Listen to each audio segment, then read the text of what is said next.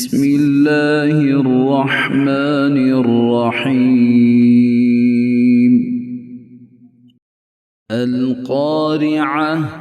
ما القارعة؟ وما أدراك ما القارعة؟ يوم يكون الناس كالفراش المبثوث